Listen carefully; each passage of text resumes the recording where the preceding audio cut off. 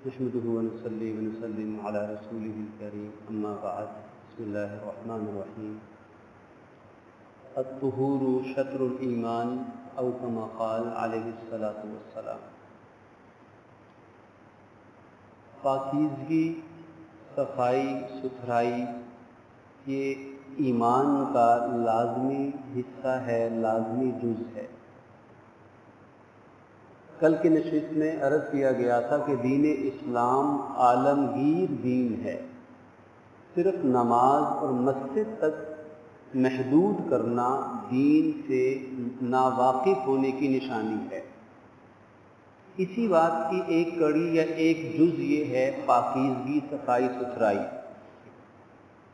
اس دین کی صحیح سمجھ نہ ہونے کی وجہ سے جو دیندار مسلمان بھی ہیں وہ ان کے ہاں بھی پاکیزگی کا جو معیار نظر آنا چاہیے وہ بڑا کم اور محدود ہے۔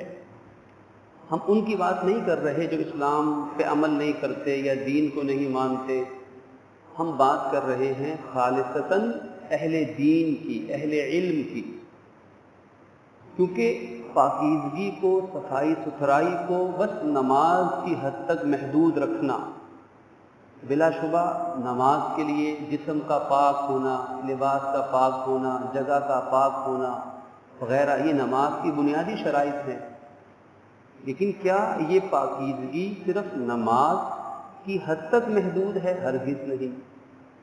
ہمارے دین نے پاکیزگی کا آغاز کیا ہے اپنے انسانی دماغ سے، سوچ سے۔ سوچ پاک ہو شرک سے، کفر سے، منافقت سے، حسد سے، بے حیائی کے خیالات سے، ان چیزوں سے سب سے پہلے پاکیزگی کا آغاز ہو رہا ہے سوچ سے، خیالات سے۔ پھر یہ پاکیزگی آگے بڑھے گی، زبان پر آئے گی، زبان پاک ہو بری بات سے، برے بول سے۔ پھر یہ پاکیزگی کان تک جائے گی کہ کان پاک ہو برا سننے سے۔ پھر پاکیزگی کی اہم ترین شکل ہے نگاہ کا پاک ہونا، کہ نگاہ پاک ہو برے منظر کو دیکھنے سے۔ پھر یہ پاکیزگی ہاتھ تک آئے گی کہ ہاتھ پاک ہو برے کام سے۔ قدم تک جائے گی کہ قدم پاک ہو برائی کی طرف اٹھنے سے۔ پھر یہ پاکیزگی پیٹ تک جائے گی، حلق تک جائے گی کہ پیٹ اور حلق پاک ہو حرام لقمے سے، حرام غذا سے پاک ہو۔ پھر یہ پاکیزگی ظاہری جسم تک، لباس تک ہوگی کہ ظاہر پہ کوئی ناپاکی نہ لگی ہو۔ اور یہ کتنا اہم حکم احادیث میں بتایا گیا کہ قبر کے عذاب کی دو بڑی وجوہات جن سے اکثر لوگ غفلت کا شکار ہیں، ان میں سے ایک چیز ہے غیبت کرنا، غیبت کسی کی غیر موجودگی میں اس کی برائیاں، اور پیشاب کی باریک چھینٹوں سے نہ بچنا۔ آدمی بیت الخلاء استعمال کرتا ہے تو باریک چھینٹوں سے بچنے کی کوشش نہ کرنا، بے پرواہی کرنا، غفلت کرنا، تو وہ باریک چھینٹیں اٹھ اٹھ کر جسم پر، کپڑوں پہ گرتی رہے، آدمی پرواہ نہ کرے۔ تو قبر کے عذاب کی دو وجوہات میں سے ایک وجہ اپنی اس ظاہری پاکیزگی کا خیال نہ رکھنا، اس میں غفلت برتنا۔ اب دل کی پاکیزگی بھی کتنی اہم ہے اور ظاہر کی، لباس کی، بدن کی پاکیزگی بھی کتنی اہم ہے کہ بدن پاک ہو۔ پھر یہ پاکیزگی آگے بڑھتی ہے، انسان جس جگہ پر اٹھتا بیٹھتا ہے اس جگہ کو پاک رکھنا۔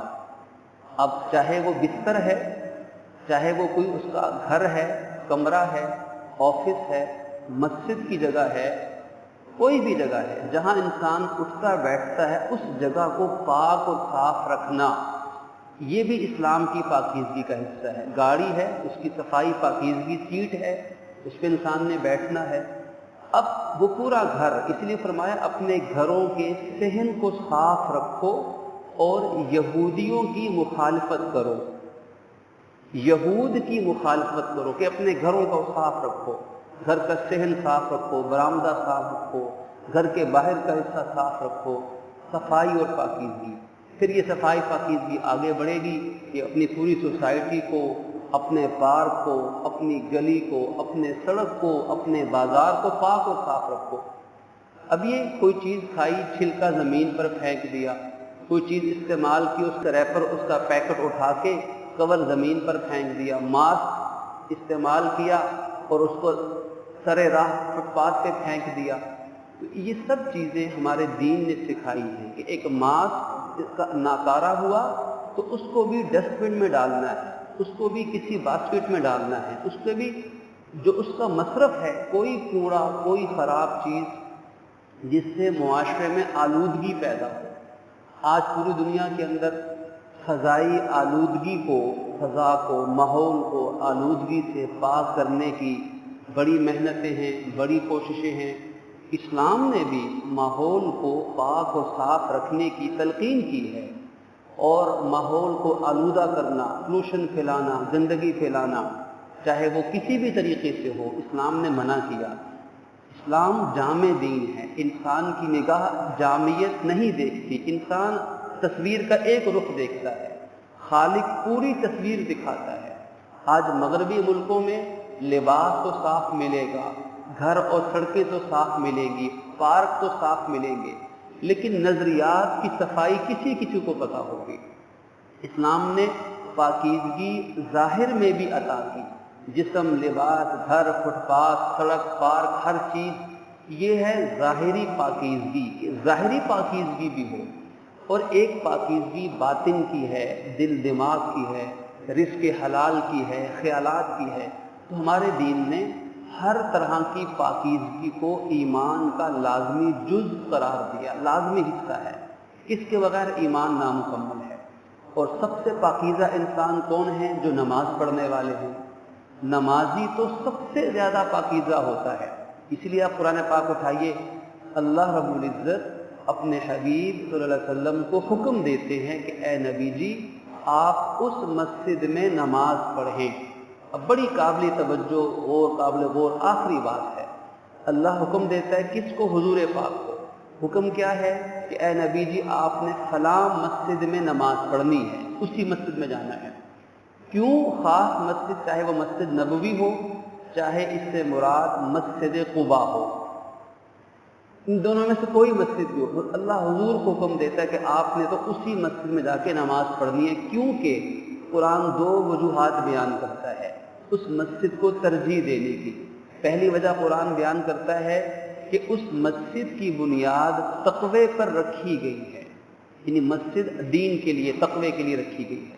اور دوسری وجہ بیان کرتا ہے کہ اس مسجد کے نمازی بہت پاکیزہ لوگ ہیں، قرآن نے بیان کیا۔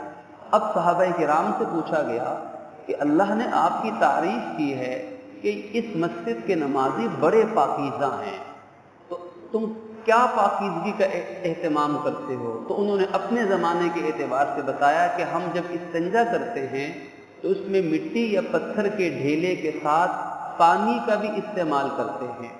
اب پانی کے استعمال سے زیادہ صفائی اور نظافت ہوتی ہے، تو اللہ کو یہ ادا بھی اتنی پسند آئی کہ یہ زیادہ پاکیزہ لوگ ہیں، ان کے بدن ظاہری بھی پاک ہیں اور باطنی بھی پاک ہیں۔ تو نمازی کو تو زیادہ اپنے آپ کو بھی، اپنے پورے ماحول کو بھی پاکیزگی کا پیغام اپنے عمل سے اور اپنے قول سے دینا چاہیے۔ تو یہ چیز بھی ہمارے دین کا حصہ ہے۔ حضرت مولانا اشرف علی تھانوی رحمۃ اللہ علیہ یا کسی اور بزرگ نے ایک واقعہ لکھا ہے، پاکستان بننے سے پہلے کی بات ہے، ہندوستان میں کسی گاؤں کی مسجد کے اندر ایک شخص نے دیکھا کہ مسجد کے جو واش روم ہیں اور مسجد کے جو وضو خانے ہیں وہ صاف نہیں ہے، کائی جمی ہوئی ہے، صاف نہیں ہے۔ تو اس شخص نے سوچا کہ چلو مسجد ہے تو صفائی کر دیتے ہیں۔ اس نے چیز پکڑی اور برش والا پکڑا، اس کائی جو جمی ہوئی تھی، جو گندی نالی، اس کی صفائی کرنا شروع کر دی۔ اب گاؤں کا ایک شخص آیا تو اس نے دیکھا کوئی اجنبی شخص ہے اور وہ نالی کو صاف کر رہا ہے، مسجد کی نالی کو صاف کر رہا ہے۔ تو چونکہ دین سے دوری تھی، حضرت لکھتے ہیں کہ اس شخص نے ایک جملہ بولا، اس نے کہا کہ دیکھو بڑا انگریز بن رہا ہے۔ جملہ کیا بولا کہ اس جو مسجد کی صفائی کر رہا تھا اس کو دیکھ کر کہا کہ بڑا انگریز بننا چاہتا ہے، بڑا انگریز بن رہا ہے۔ تو حضرت اس پر لکھتے ہیں کہ دیکھیں اس شخص نے صفائی ستھرائی اور پاکیزگی کو یہ سمجھا یہ تو انگریزوں کا کام ہے، تو یہ کیا ہے، یہ سوچ غلط پیدا ہو گئی کہ حالانکہ صفائی ستھرائی تو اسلام کا پیغام ہے، ہمارے دین کا حصہ ہے، لیکن ان کو دیکھا کیونکہ انگریز غالب تھے، اپنی تہذیب اور ان کی تہذیب میں موازنہ کر کے سمجھا کہ نہیں یہ تو صفائی ستھرائی پاکیزگی یہ تو انگریزوں کا کام ہے، حالانکہ یہ تو مسلمانوں کا کام ہے۔ تو دین کو سمجھنا اس کی پوری عالمگیریت کے ساتھ، جامعیت کے ساتھ، یہ دین کے لیے سمجھنے کے لیے لازم ہے۔ اللہ پاک ہمیں سمجھنے اور عمل کرنے کی توفیق